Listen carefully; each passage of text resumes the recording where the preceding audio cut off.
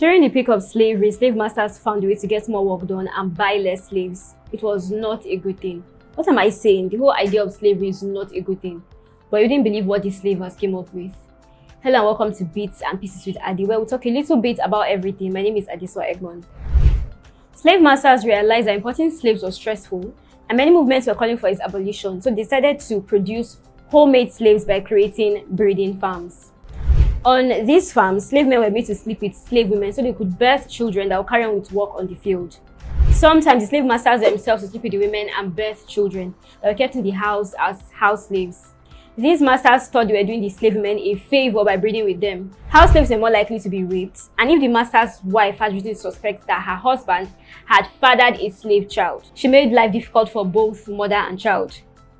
Slave breeding farms not only ensured that slave masters didn't spend a lot of money on the importation of slaves, but it also made them richer. The more slaves they had, the more hands they had to work on their plantations, and the greater the harvest and economic growth. Sometimes breeding among slaves was incestual, as the slave masters would force slaves to breed with an aunt, sister, and even mother. They only cared about making more slaves continue work on their plantations, and did it by any means necessary.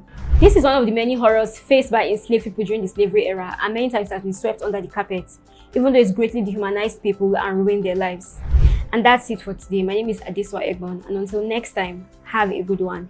Bye.